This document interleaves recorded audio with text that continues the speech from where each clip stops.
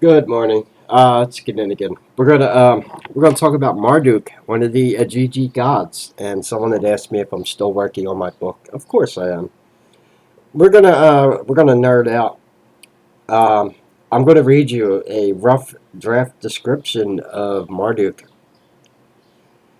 I have a section on every one of the Igigi gods in my book, and what we're looking for. I told people I was reading Game of Thrones. There's a reason why. Studying the prose of George R. Martin.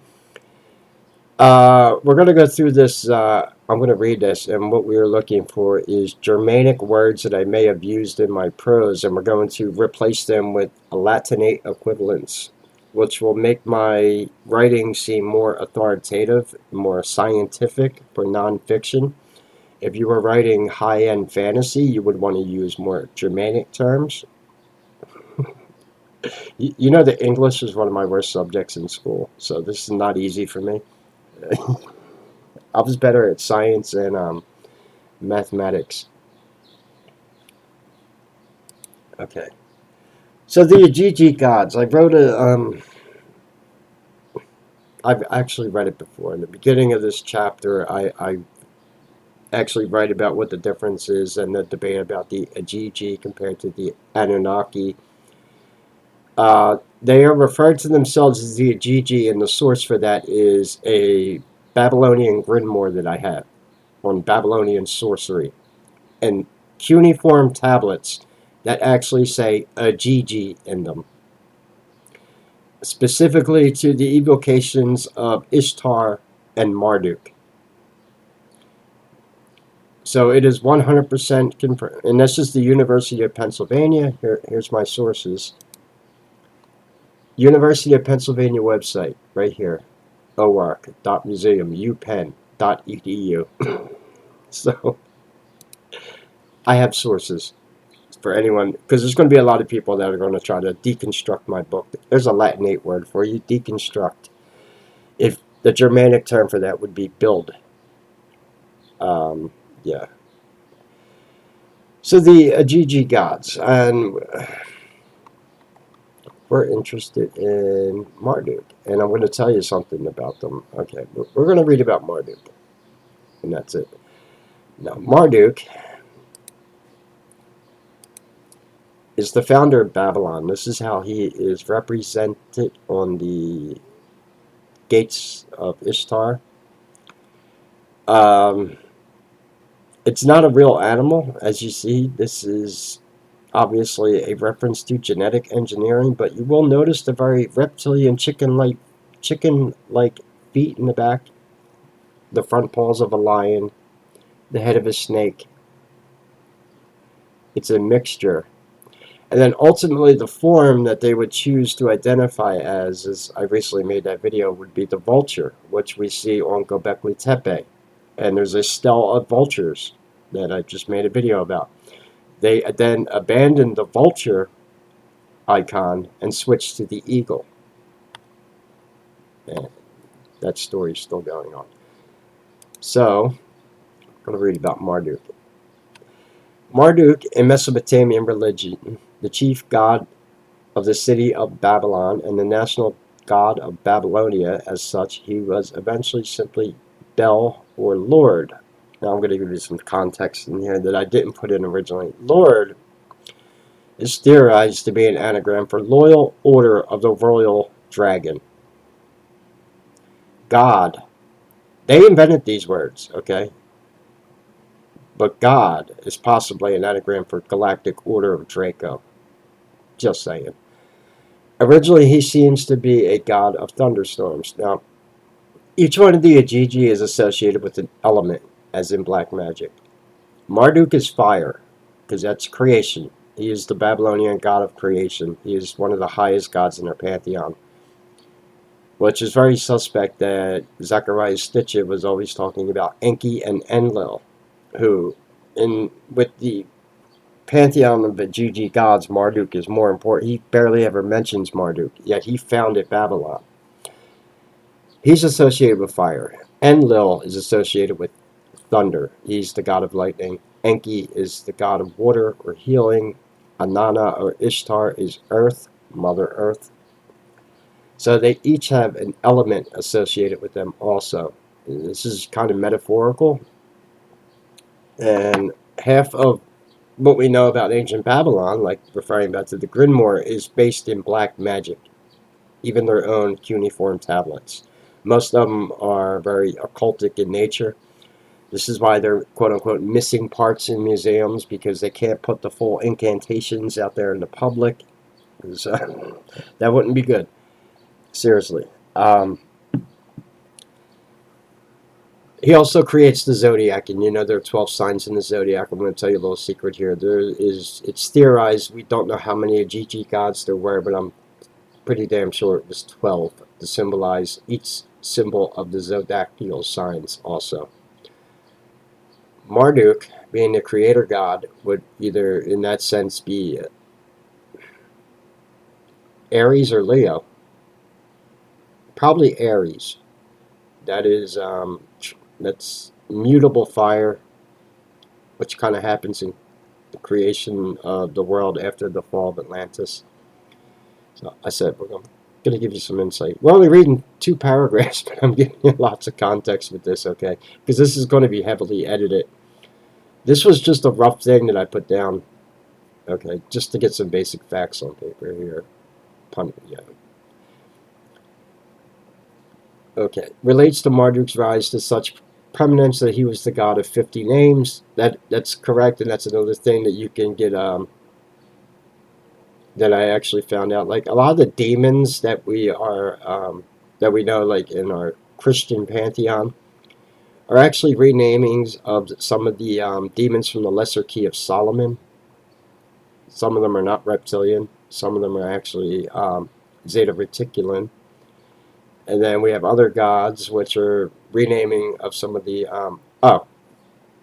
and I do have the name of the 300 Anuna gods that we know of. There's actually 290 of them. 255, I'm sorry. We're missing 45 of them. But Adad, Allah, Allahu, yeah. These are the names of the acts. There's 16 of them. Just giving you a little preview there. Yeah, no one has put the name of the 290 Anunnaki in a book yet, have they? Not yet. Oh, that's right. It scrolls back up. Okay, so Marduk. Marduk relates to the rise in such prominence as he's the god of 50 names, each one of a deity or divine attribute. After conquering the monster of primeval chaos that goes in with the fire of creation, Tiamat. Someone asked me who the dragon goddess is. She's in the Amana Elish. Her name is Mamu.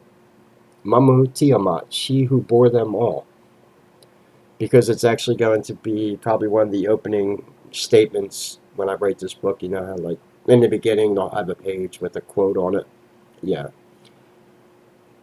And Mamu Tiamat, she who bore them all. There's a quote from the Amana Elish about her. There was a lot of disinformation going around the internet that the head of the Illuminati is a white-winged reptilian named Pindar. If you hear anyone preaching that shit, run away from that. They are talking out their ass. Pindar is a Greek word. He was a Greek philosopher. I know who Pindar is. He's not reptilian. He was a fucking Greek philosopher. That was more of the disinformation that went around and why people like me can't edit the Wikipedia page about reptilian conspiracy. Okay? And I guarantee you, if I publish this book, I still won't make it on the Wikipedia page. Screw them. Anyway. So Tiamat, he became lord of the gods of heaven and earth. All nature, including humanity, owed its existence to him. The destiny of kingdoms and subjects was in his hands. Marduk's chief temples at Babylon were the Asaglia and the Ete-Mek-Nanki, a ziggurat with a shrine of Marduk on the top.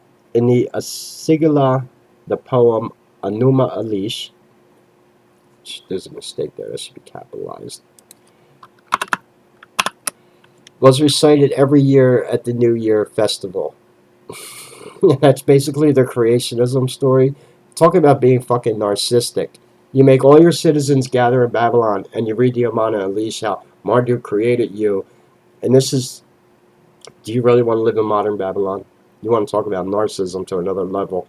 This is going to be serpent worship in full sight, and that's what this is. This is very narcissistic, what these gods are known for, and eventually why they would go into hiding as now, and rule the world through their proxy known as Rome, symbolized by, yes, the reptilian eagle. The goddess named most often as the consort of Marduk was Zampanitu. Now, the reptilians are androgynous, although they do take on male and female connotations, but the fact that humans have a male and female division of the sexes and a human emotion known as love is one of the reasons they absolutely despise us, and they absolutely despise women. And that hatred for women actually starts in Babylon. It is Ishtar, who is a feminine metaphor for one of the Igigi, who are androgynous, but she becomes Lucifer, the planet Venus. Yeah, and I said she's also associated with Earth. Didn't know if you knew that. Lucifer is Earth. You would think it's fire. It's not. Fire is creationism in the occult. That's Marduk. Mother Earth, though, is where you have Anana. She is also this symbol of them for fertility. The goddess name most often as the consort was our Panitu. Yeah, she is one of the Anunnaki. I'm saying she because that's what, yeah, she's a feminine connotation. It's just, all right, imagine, French and Spanish language. You have la or lay. There's the masculine or feminine connotation for every word. That's all they're doing with the androgynous Alpha Draco. They're giving themselves a lay or la connotation before them. I'm la, he's lay. And why do you think, just like they confused our language with the Tower of Babel, now they are trying to confuse our sexes? Nothing new under the sun. Now here's where things get interesting. Marduk's star was Jupiter, and his sacred animals were horses, dogs, and especially the so-called dragon with forked tongue. Horses are not a natural creation of God, according to themselves, the Greek. Horses were created by Poseidon, the god of the sea. Yes, supposedly horses are a genetic creation, and they were created by Poseidon. In the Greek pantheon, I even have like all the symbols for them. Mount Olympus in the Greek pantheon, and when you look at the symbols for all the gods of Mount Olympus, they align with the. They look like electron circuit symbols you would see in a computer board, and this is what you see in the Lesser Key of Solomon. So the gods of Mount Olympus, the Greeks, are the Zeta Reticulans. And I figured it out finally. What was the association with ancient Greece and Rome? Well, one was reptilian, Alpha Draconian. One was Zeta Reticulan, and the Archons. They become the demons from the Lesser Key of Solomon.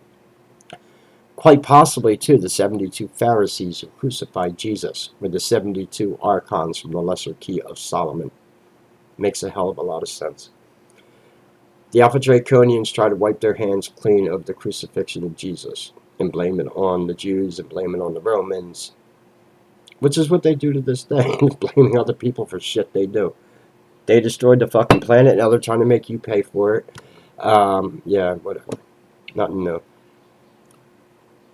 On the oldest monuments, Marduk is represented holding a triangle spade or hoe, a symbol of creation, interpreted as an emblem of fertility and vegetation.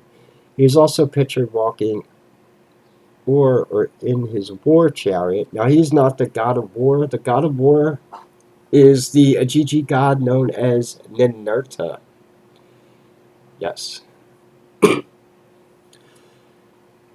Interpreted as an emblem of, he's also pictured walking in his war chariot. Typically, his tunic is adorned with stars, in his hand a scepter, reference to black magic, as he carries a bow, spear, net, or thunderbolt. Kings of Assyria. Now, the thunderbolt, I told you, he's associated with fire for creationism. I believe the thunderbolt and him being the quote-unquote god of thunderstorms is, believe it or not, I thought about it, it's a reference to being a fallen angel and a mockery to God, saying that and it makes sense. What would the planet been like after a major catastrophic comet impact known as the planet Venus crashing into Marduk, which you know is the K2 event that ended the dinosaurs? You think they told you the truth on that event? It was also the sinking of Atlantis. This happens in retaliation for them inventing a word which could out reptilian shapeshifters, Kinninigan, in which they were able to identify the Alpha Draconians that infiltrated Atlantis by deceiving some of the Atlanteans to engage in quote-unquote blood magic. Man, I should write a science fiction story about that shit. That'd be awesome. Talk about Game of Thrones. I should write Game of Marduk. Yeah. I don't think I haven't thought about it.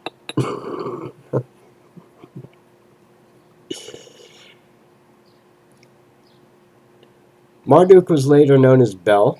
I made a video, you know, the infamous story that was taken out of the Bible by the Council of Nicaea, Bel and the destruction of the dragon, in which Daniel, the Jew Daniel, refuses to bow down and bend the knee and worship Marduk. He is then thrown into the lions, which he survives after 7 days, and then winds up throwing all the pagans to the lions and he was persecuted. This is why Marduk, no, I mean Gilgamesh, Gilgamesh, and why he is strangling a lion, and Ishtar is standing on the backs of lions. She is Lucifer. It makes a lot of sense why because the lion is a symbol of the Lion of Judah, Jesus. That's why Gilgamesh is choking a lion. And he also might be a giant who was created to hunt down Sabe in the cedar forest. Yeah, things get interesting, don't they? A name derived from the Semitic word Ba, you've heard that word, or Lord, Loyal Order of the Royal Dragon. I don't think it's any coincidence that European aristocracy in the reptilian royal family will call their high servants lords. These lordships, they happen in modern times. They're just known as political and bureaucratic positions in government now. That's all it is. Okay? Fannie Willis here. You want to be a lord? You can be Lord of Atlanta. Go prosecute the Orange Man. Yeah, same thing. Bel had all the attributes of Marduk, and his status and cult were much the same. Bel, however, gradually came to be thought of as a god of order and destiny. In Greek writing, references to Bel indicate this Babylonian deity and not the Syrian god Palmyra of the same name. And like I said, there's a difference between the Greek pantheon and the Roman pantheon, and I think I figured that one out also. So actually, I have a few books in me. I thought about just doing one big John. There's a Philly word for it. That's not Germanic or Latin. John. Do I write about both reptilians, the native Terrans, and the Alpha Draconians, and the Zeta Reticulans all in one book? I'd never get it done. Honestly, to get all the information. Or do I just write separate books? I think separate books. I can mention them in each book, obviously, but not go into detailed things about them. Because they are not the same species, they are totally different. Everything from the ways they interact with humans.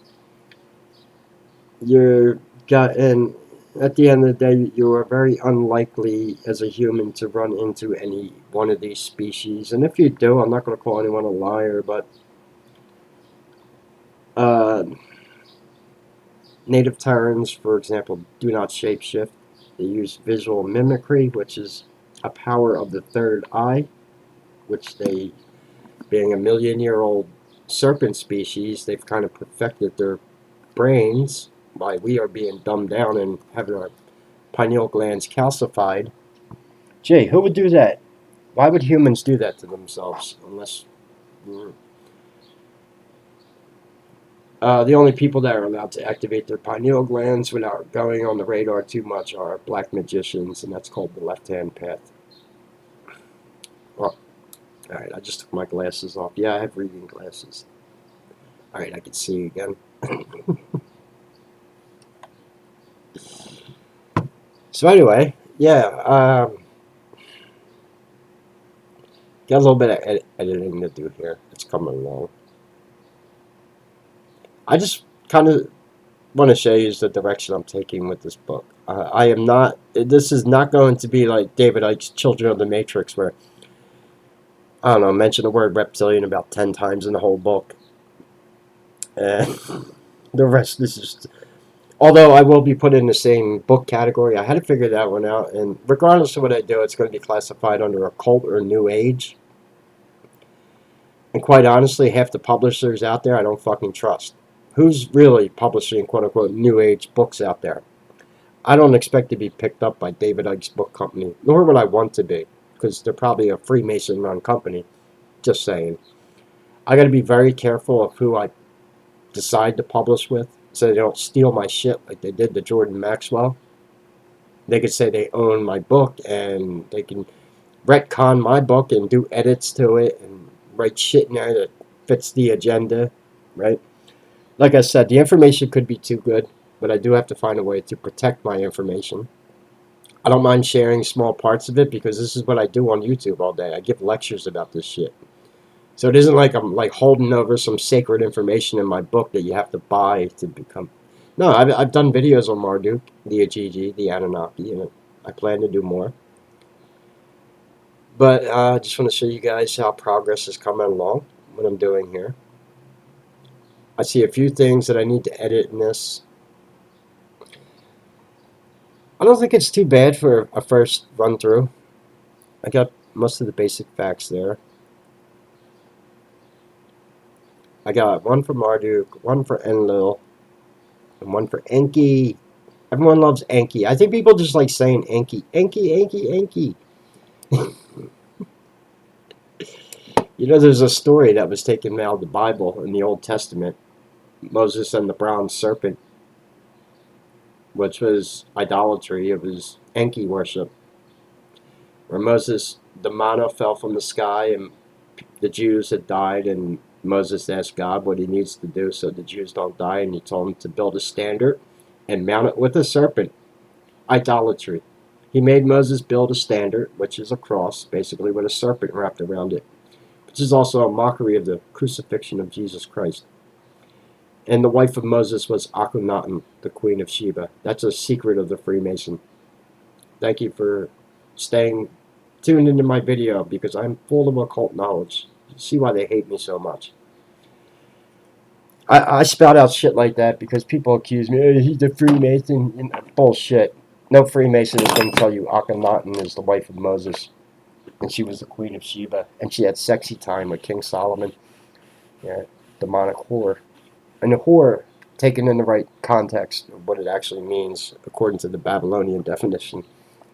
Because that's what they call Mother Mary in Babylonian Talmud. Yeah. And Akhenaten, Moses' wife, was not Homo sapien. She was Homo capensis. She had an elongated skull. This is why she wore a head crown to cover her. You know about the Egyptians and the elongated skulls. I have a theory about that. I told you the gods of ancient Greece were the Zeta Reticulans, and I think they were involved in some genetic engineering also. And I believe their bloodlines were embedded. Here goes the Greek influence on ancient Egypt, Alexandria, Heliopolis, city of the sun. You know, the Greeks built fucking dynastic Egypt. They didn't build the pyramids. And that was one of the biggest psyops in human history is when you think of ancient Egypt, the first thing people think of is the Sphinx and the pyramids, and the Egyptians didn't build that shit. I don't care what History Channel tells you. There's no hieroglyphs in the Great Pyramid. This is why Aleister Crowley went there to channel the Book of the Law in the King's Chamber. That was also a mockery of Atlantis. Yeah, I need to make a video on what Crowley did in the Great Pyramid when he channeled the Book of the Law over 3 days. In the King's Chamber, in the Great Pyramid, when he spoke to Lamb. Anyway, these rants are better. I'm done with politics. I'm done with Wikipedia. Yeah, you could edit the page on Germanic and Latin English, see, right here. But unless you work for the CIA, you can't edit the reptilian conspiracy page or any one of those links they give you under videos about chemtrails, the Illuminati, the Freemason, geoengineering, the New World Order, Agenda 2030, the pandemic, and this and that. They're all locked, and you can't edit them. However, this shit isn't locked. You can do edits to it. Tell me that ain't a conspiracy. So,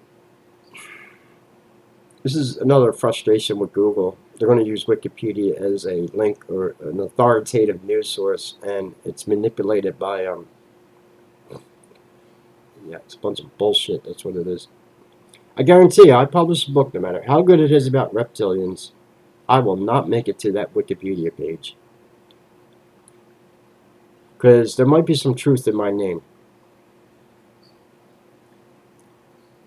It doesn't sound like they want the word Kinninigan being known or even out there. So maybe writing a book and just publishing it under the author Kinninigan might just be enough of what I really need to do.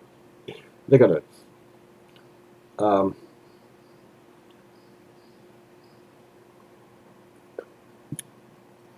Anyway, thanks for everyone who supported the channel. I appreciate it.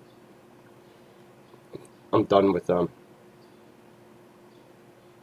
I say that, but, you know, it's frustrating. 4 years of constant, it's the same shit every day. Every day on MSN is something about Trump. And all the content creators on YouTube now, every day, it's some new fucking Hollywood movie or some new video game that went full DEI and woke and fucking... And I noticed what it's doing. Reptilians feed on loss, which is negative energy. And even the way I sounded in the video yesterday, that's negative energy. They feed off this shit. And I see what they're doing.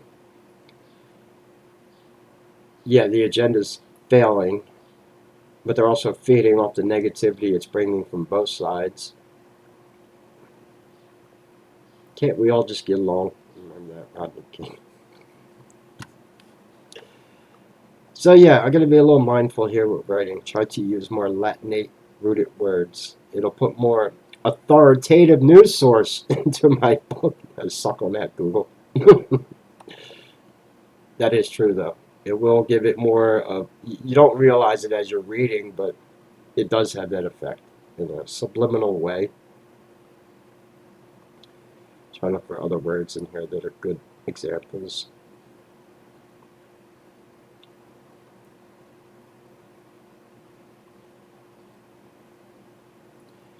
Some Latinate words we don't even use anymore. Like, do you ever hear of a child referred to as a neonate?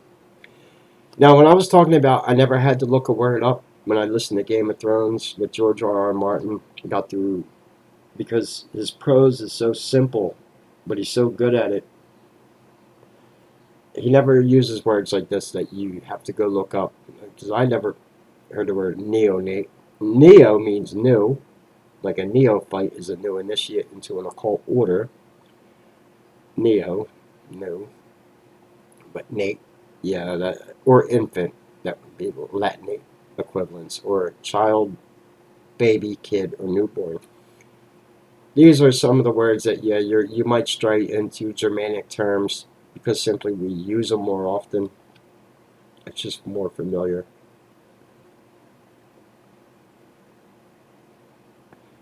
Otherwise, here's a good Latinate word. It'll make the writing too obscure. There's a good word for you. So, yeah, I am going to be mindful of this.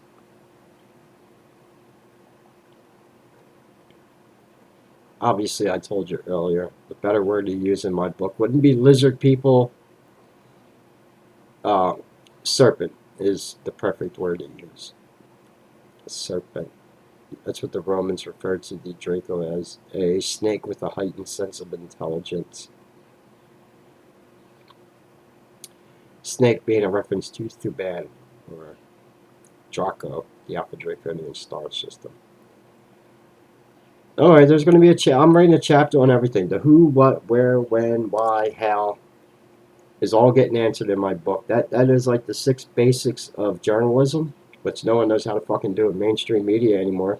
They don't ask questions. Yeah, they read from teleprompters. You know the deal. You cannot be an investigative journalist nowadays. They don't exist. You ask too many questions, you're getting indicted 91 times by corrupt DAs. We all know the deal. Could be my downfall for publishing this book. They'll be like, alright. I don't care though. I got nothing to lose here. Hey, the fucking deep state's slacking off. Where's your reptilian researchers, deep state? You got no one that can keep up with me, so I don't want to hear anything, okay? I gave you enough time to come out with your own fucking reptilian books, and you failed. I've been to Amazon. I see what your publishing companies are putting out, and it's a bunch of bullshit. So someone's got to do it right, right? So, and that's going to be me. Yeah, even getting the prose down to Germanic and Latin equivalents to give my my nonfiction more authoritative sounding. Yeah, what did I use for that? Uh,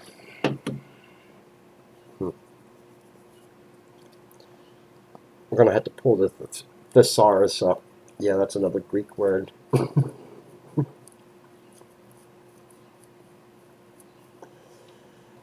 The idea is, yeah, I do not want to use complex words in my prose. It takes the immersion out of what people are reading. It doesn't help your writing to have your fucking people looking up words that you're using every 10 minutes because you thought it was clever to use some word to describe a child like neonate, and people are like, what the fuck is a neonate? No, I just showed you. It means infant. So you would say kid or child. Keeps things flowing. Okay, I know what a kid or a child is, but be mindful of how much Germanic terminology you're using in your writing, because it will give it a more archaic. That's the word I'm looking for there. Edge, which is why it's great for fantasy. Anyway, that concludes today's English lesson. I got dry mouth. Oh well, it's lunchtime. Yeah. Any questions or comments, leave them below. So the book's coming along fine. Marduk, yeah. Fuck Marduk. I'm with Daniel. I would never bend the knee and worship Marduk. Screw Marduk. Babylon was probably not as majestic as they say it was in the writings. It's probably a polished piece of shit. These reptilians can't build anything. They tried to build ziggurats. They were trying to copy the Great Pyramids of Giza. They couldn't do it. The ones the Atlanteans built. And that's where it starts, with their half-assed ziggurats. You put vultures on Göbekli Tepe. Mainstream scientists like, we don't know why there's vultures on here. Because that's what they fucking look like.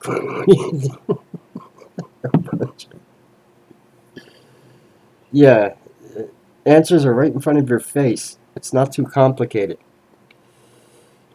Keep it simple, stupid. That's the other thing I keep in mind when I'm writing. And actually, I want to get this shorter. I'm definitely going to shorten this and probably even add some stuff. But it was fun. Anyway, yeah, that's going to be it.